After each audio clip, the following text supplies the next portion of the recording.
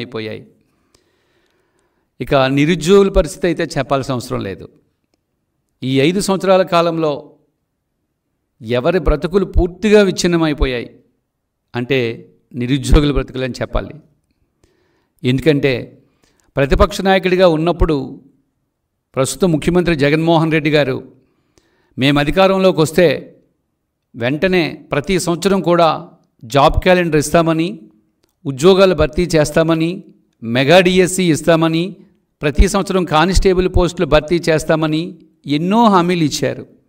నిరుద్యోగులు అవన్నీ నిజమని నమ్మి ముఖ్యమంత్రి గారికి ఆ ముఖ్యమంత్రి సీట్ని ఇచ్చారు. ఒక్క ఛాన్స్ అని అధికారానికి వచ్చిన ఈ ముఖ్యమంత్రి ముఖ్యంగా నిరుద్యోగులకి నో ఛాన్స్, అసలు ఉద్యోగాలే లేకుండా చేసేశారు. ముఖ్యంగా ఏపీపీఎస్ గురించి ఇప్పుడు మాట్లాడుకోవాలి. ఈరోజు తెలుసు, హైకోర్టు ఒక జడ్జిమెంట్ ఇచ్చింది. 2018లో విడుదల చేసిన గ్రూప్ 1 ఫలితాలపై జడ్జిమెంట్ ఇస్తూ 2 సార్లు 3 సార్లు వాల్యుయేషన్ చేశారు కాబట్టి ఇల్లీగల్గా జరిగింది కాబట్టి దాన్ని రద్దు చేస్తూ కొత్తగా మెయిన్స్ పరీక్ష పెట్టాలని చెప్పి ఈరోజు జడ్జిమెంట్ ఇచ్చింది.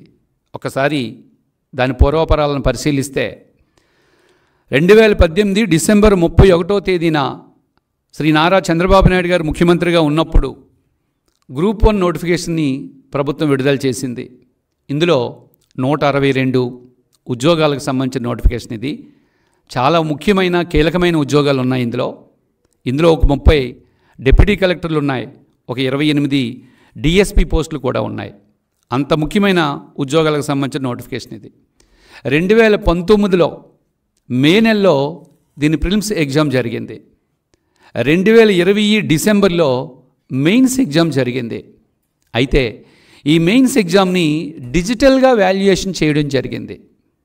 అయితే నోటిఫికేషన్లో ఎక్కడా కూడా మెయిన్స్ ఎగ్జామ్ని డిజిటల్గా వాల్యూ చేస్తాము అని చెప్పకపోవడం వల్ల కొంతమంది అభ్యర్థులు కోర్టుకు వెళ్ళారు. కోర్టుకు వెళ్ళడంతో కోర్టు సింగిల్ బెంచ్, ముఖ్యంగా ఆ రోజు డివివి గౌరవ జడ్జి గారు సోమయాజులు గారు దీనిపై 2021 జూన్లో ఒక స్టే ఇచ్చారు. ఏంటంటే నోటిఫికేషన్లో డిజిటల్ ఎవాల్యుయేషన్ ఎక్కడా పదం వాడకుండా డిజిటల్గా ఎవాల్యుయేషన్ చేశారు కాబట్టి దీన్ని ఆపండి, ఇంటర్వ్యూలు నిర్వహించవద్దు అని స్టే ఇచ్చారు. మరలా 2021 అక్టోబర్ 1వ తేదీన గౌరవ సోమయాజులు గారు డివివి సోమయాజులు గారు ఫైనల్ జడ్జిమెంట్లో ఈ డిజిటల్ ఎవాల్యుయేషన్ చెల్లదని చెప్తూ 3 నెలల్లో మాన్యువల్ ఎవాల్యుయేషన్ చెయ్యాలి అని చెప్పి అక్టోబర్లో తీర్పిచ్చారు. అంటే 2021 అక్టోబర్లో జడ్జిమెంట్ వచ్చింది కాబట్టి ఇంచుమించుగా 2021 డిసెంబర్ 3 నెలలు టైం తీసుకొని 3 నెలల్లో మాన్యువల్ ఎవాల్యుయేషన్ పూర్తి చేయాల్సిన అవసరం ఉంది. అప్పుడు ఏపీపీఎస్సీ వారు ఎలాంటి అప్పీల్కి కూడా వెళ్ళలేదు. అభ్యర్థులు కూడా ఏం చెప్పారంటే మీరెవ్వరు కూడా అప్పీల్కి వెళ్ళకండి, మేము జెన్యూన్గా మాన్యువల్గా ఎవాల్యుయేషన్ చేసి అభ్యర్థులందరికీ న్యాయం చేస్తాము అని ఆ రోజు ఏపీపీఎస్సీ కూడా ఓ పత్రికా ప్రకటనని విడుదల చేసింది. అంతవరకు బాగానే ఉంది. అయితే ఇక్కడ గమనించాల్సింది ఏంటంటే 2021 డిసెంబర్ 5వ తేదీ నుంచి ఫిబ్రవరి 2వ తేదీ వరకు మాన్యువల్ ఎవాల్యుయేషన్ అనేది జరిగింది అని చెప్పడానికి ఏపీపీఎస్సీ వారే అధికారికంగా 2021 డిసెంబర్ 6వ తేదీన స్పాట్ ఎవాల్యుయేషన్ క్యాంప్ను మేము ప్రారంభించాము అని చెప్తూ ఏపీపీఎస్సీ లెటర్లో ఏపీపీఎస్సీ వారు అధికారికంగా ఒక లెటర్ని విడుదల చేశారు. ఈ లెటర్ని కూడా నేను మీకు చూపిస్తున్నానండి. ఇది ఇంచుమించు ఫిబ్రవరి వరకు కొనసాగింది. మరలా ఫిబ్రవరిలో అదే ఏపీపీఎస్సీ వారు ఓ లెటర్ని రిలీజ్ చేస్తూ ఎవాల్యుయేషన్ అంతా చివరి దశకు వచ్చేసింది, ఇక మెయిన్స్ రిజల్ట్ని విడుదల చేయడం ఒక్కటే ఉందని చెప్పి ఏపీపీఎస్సీ వారు మరొక లెటర్ని అధికారికంగా విడుదల చేశారు. ఇక ఫిబ్రవరిలో సాక్షి న్యూస్ పేపర్లో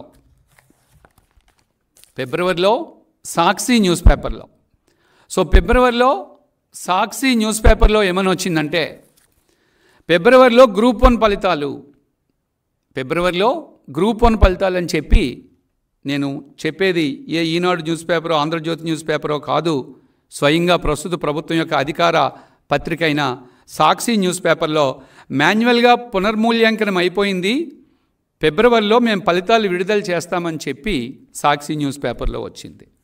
అంటే మాన్యువల్గా ఒకసారి గ్రూప్ 1 పరీక్ష యొక్క మూల్యాంకనం పూర్తి కాబడింది. అది అలా ఉండగా అప్పటికే పూర్తి అయిపోయింది. పూర్తి అయిపోయినప్పటికీ మరలా ఏపీపీఎస్సి మార్చిలో మాన్యువల్గా మేము మూల్యాంకనం ప్రారంభిస్తున్నాము అని చెప్పి కోర్టుకి ఒక అఫిడవిట్ని దాఖలు చేసింది. హైకోర్టుకి ఒక అఫిడవిట్ని ఏపీపీఎస్సి వారు దాఖలు చేశారు. దీని సారాంశం ఏంటంటే 2022 మార్చి 25వ తేదీ నుంచి ఏపీపీఎస్సి మెయిన్స్ మాన్యువల్ ఇవాల్యుయేషన్ అనేది ప్రారంభమయ్యింది అని చెప్పి ఏపీపీఎస్సి వారు హైకోర్టుకి ఒక అఫిడవిట్ని దాఖలు చేశారు. ఇప్పుడు ఇందులో అనేక సందేహాలు మనకు వస్తూ ఉన్నాయి. ఏంటి ఆ సందేహాలు అంటే, ఇక్కడే ఎన్నో రహస్యాలు బయటపడుతున్నాయి మనకి. 2021 డిసెంబర్ నుంచి 2022 ఫిబ్రవరి వరకు మాన్యువల్ ఎవాల్యుయేషన్ పూర్తి అయిపోయింది. దాన్ని తొక్కుపెట్టి ఆ పూర్తి అయిపోయిన ఫలితాలను పక్కన పెట్టి 2022 మార్చిలో ఎవాల్యుయేషన్ మేము ప్రారంభిస్తున్నామని చెప్పి హైకోర్టుకి ఏపీపీఎస్సి వారు తప్పుడుగా అఫిడవిట్ని అందించారు. ఎలా చెప్తారు మీరు తప్పుడు అఫిడవిట్ ఇచ్చారని చెప్పి ఎవరికైనా అభ్యర్థులకి సందేహం రావచ్చు. నేను ఇప్పుడే చూపించాను మీకు. ఏపీపీఎస్సి వారు అధికారికంగా డిసెంబర్లో ప్రారంభించినట్టు, ఫిబ్రవరికి ముగుస్తున్నట్లు, సాక్షి పేపర్లో ఫిబ్రవరిలో ఫలితాలు మేము విడుదల చేస్తున్నట్లు అధికారికంగా ఏపీపీఎస్సి వారు విడుదల చేసిన లెటర్లన్నీ కూడా నేను మీకు చూపించడం జరిగింది ఇప్పటికే. అయితే ఏపీపీఎస్సి మే 25వ తేదీన 2022 మే 25వ తేదీన మెయిన్స్ రిజల్ట్ ఇచ్చారు. జూన్ జూలైలో ఇంటర్వ్యూలు కండక్ట్ చేశారు. ఆగస్టులో అపాయింట్మెంట్స్ ఇచ్చి అభ్యర్థులకి ఉద్యోగాలకు పంపించారు. అందులో పంపించిన వారిలో చాలామంది ఈరోజు ఎలక్షన్కి సంబంధించి రిటర్నింగ్ అధికారులుగా కూడా పనిచేస్తున్నారు. APPSC regulation rules and procedure ప్రకారము రూల్ నెంబర్ 3(9) ప్రకారము ఎట్టి పరిస్థితుల్లో ఏపీపీఎస్సిలో రీఎవాల్యుయేషన్ సాధ్యం కాదు. రీఎవాల్యుయేషన్ అనేది సాధ్యం కాదు. ఇప్పుడు రాష్ట్ర వ్యాప్తంగా ఉన్న లక్షలాది విద్యార్థులకు వచ్చే సందేహాలు ఏంటంటే 2021 డిసెంబర్లో మాన్యువల్గా ఒకసారి పేపర్ వాల్యూ చేసి దాన్ని తొక్కుపెట్టి మార్చిలో మేము వాల్యూ చేశామని చెప్పి కోర్టుకి ఎందుకు అఫిడవిట్ని వీళ్ళు దాఖలు చేశారనేది మొదటి సందేహం. ఈ సందర్భంలో నేను ఒక డెమోని అభ్యర్థులకు చూపించాల్సిన అవసరం ఉంది. ఏపీపీఎస్సి యొక్క బుక్లెట్ ఎట్లా ఉంటుంది, మెయిన్స్ రాసేటప్పుడు ఏపీపీఎస్సి బుక్లెట్ ఎట్లా ఉంటుంది, ఈ బుక్లెట్ స్టిచ్ చేయబడి ఉంటుంది. దీంట్లో పైన ఓఎంఆర్ బార్కోడ్ షీట్ ఉంటుంది. ఈ బార్కోడ్ షీట్లో ఫస్ట్ అభ్యర్థి యొక్క వివరాలు ఉంటాయి. ఆ తర్వాత ఫస్ట్ ఇవాల్యుయేషన్, అక్కడ మార్కులు ఉంటాయి. ఇది స్టిచ్ చేసిన పేపర్. ఇది ఆల్రెడీ ఒకసారి మూల్యాంకనం చేసిన తరువాత మరలా రెండోసారి మూల్యాంకనం చేసి కోర్టుని తప్పుపడుతున్నారు అని చెప్పడానికి ఆధారాలు ఇవి. ఒకటి, నేను లిఖితపూర్వకమైన ఆధారాలు చూపిస్తున్నాను. 2, ఈ డెమో ఆన్సర్ షీట్ కూడా చూపిస్తున్నాం. సో ఈ బుక్లెట్కి ఇలా స్టిచ్ చేయబడిన ఒక ఓఎంఆర్ షీట్ ఉంటుంది. ఇలా స్టిచ్ చేయబడిన ఒక ఓఎంఆర్ షీట్ ఉండగా ఆ ఓఎంఆర్ షీట్లో మొదటిసారి డిసెంబర్లో వాల్యూ చేసిన మార్కుల్ని ఇక్కడ వేసి చించి పక్కన పెట్టారు.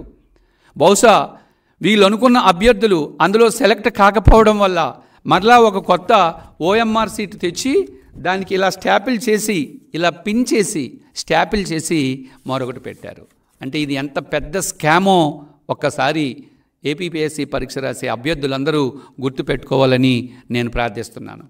అంటే ఒరిజినల్గా ఉన్న ఓఎంఆర్ సీట్ని వీళ్ళు పూర్తిగా చించేసి మరలా వీళ్ళు కొత్తగా ఒకటి తెచ్చి స్టాపిల్ చేసి పెట్టారు. ఇక్కడే అభ్యర్థులకు అనేక సందేహాలు వస్తున్నాయి. ఎందుకు మీరు పాత షీటు చించేసి కొత్తగా ఒక షీటుని పిన్ చేశారు అనేది ప్రశ్న. అంటే వాళ్ళకు కావలసిన అభ్యర్థుల్ని ఎంపిక చేసుకోవడానికి, వాళ్ళకు కావలసిన అభ్యర్థులకి ఎక్కువ మార్కులు చూపించుకొని సెలెక్ట్ చేసి ప్రభుత్వంలో రేపు ఎన్నికల్లో వాడుకోవాలి అనే ఉద్దేశంతో ఏపీపీఎస్సీ వారు ఇట్లా చేశారనే సందేహాలు ఈరోజు అభ్యర్థులందరిలో కూడా కలుగుతున్నాయని చెప్పడంలో ఎలాంటి అతిశయోక్తి కూడా లేదని నేను మీకు ఈ సందర్భంగా చెప్తున్నాను. ఇప్పుడు గతంలో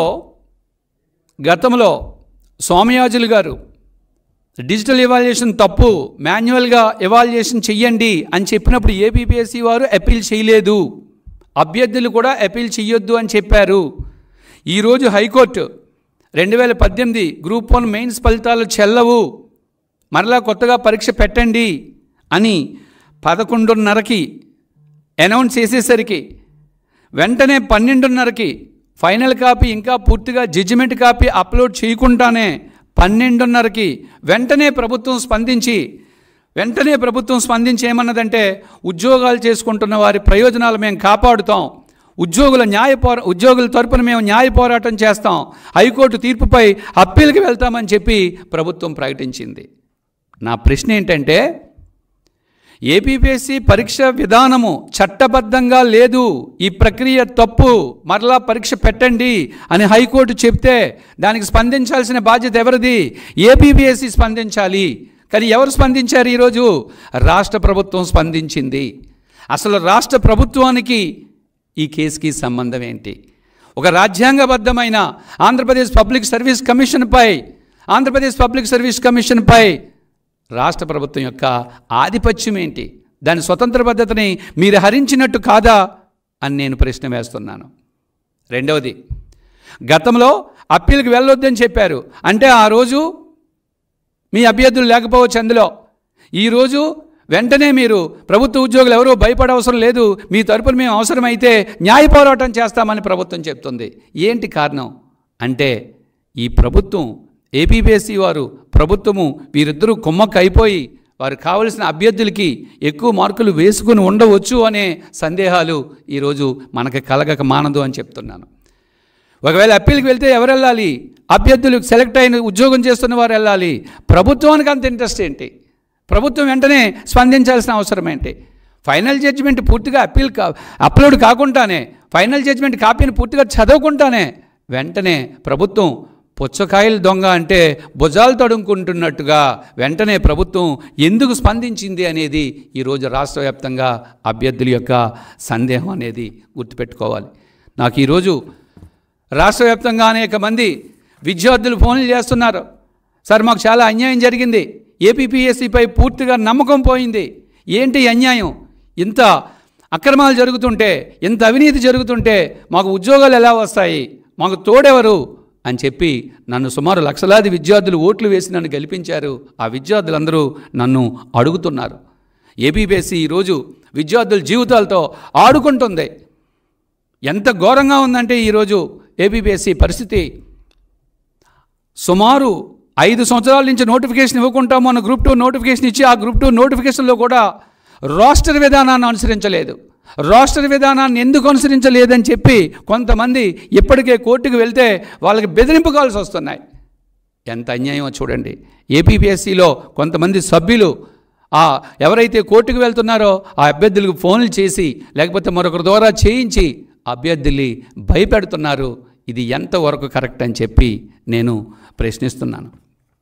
మరొకటి, ఈరోజు హైకోర్టు తీర్పు ప్రకారం 2018లో సెలెక్ట్ అయిన డిప్యూటీ కలెక్టర్లందరూ ప్రస్తుతం ఈరోజు ఆర్ఓలుగా పనిచేస్తున్న వారందరూ కూడా చట్టబద్ధంగా వారి ఎంపిక సాగలేదు కాబట్టి రేపు ఎన్నికల ప్రక్రియలో వారెవరూ విధులు నిర్వర్తించడానికి వీలు లేదు. కాబట్టి మేము ప్రభుత్వాన్ని, చీఫ్ సెక్రటరీని కోరేది ఏంటంటే 2018లో సెలెక్ట్ అయ్యి ప్రస్తుతం ఆర్ఓలుగా పనిచేస్తున్న ప్రతి ఉద్యోగస్తుని కూడా ఎన్నికల విధులకి దూరంగా ఉంచాల్సిన నైతిక బాధ్యత ఈ ప్రభుత్వానికి ఉందని చెప్తున్నాం. అట్లాగే మేము స్టేట్ ఎలక్షన్ కమిషన్ కూడా ఇదే ప్రశ్న వేస్తాం. ఓ లెటర్ కూడా మేము రాయడానికి సిద్ధంగా ఉన్నాం.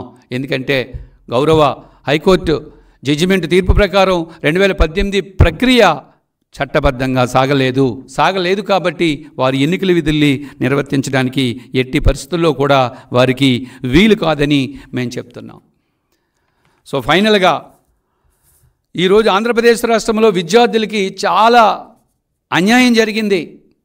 వారి తరపున నేను కోరేది ఏంటంటే ఇప్పటికైనా రాష్ట్ర ప్రభుత్వం కళ్ళు తెరుచుకొని విద్యార్థులకి న్యాయం చేయాలి. ముఖ్యంగా 2018 గ్రూప్ 1 అభ్యర్థులు ఎవరైతే ఉన్నారో హైకోర్టు తీర్పు ప్రకారము వారు చట్టబద్ధంగా ఎంపిక కాబడలేదు కాబట్టి ఎప్పటికైనా సరే నీతిగా, నిజాయితీగా గ్రూప్ 1 మెయిన్స్ని నిర్వహించి లక్షలాది మంది ఎదురు చూస్తున్న వారి ఆశల్ని ఒమ్ము చెయ్యకూడదని నేను ప్రభుత్వాన్ని, ఇటు ఏపీపీఎస్సీ వారిని ప్రార్థిస్తున్నాను.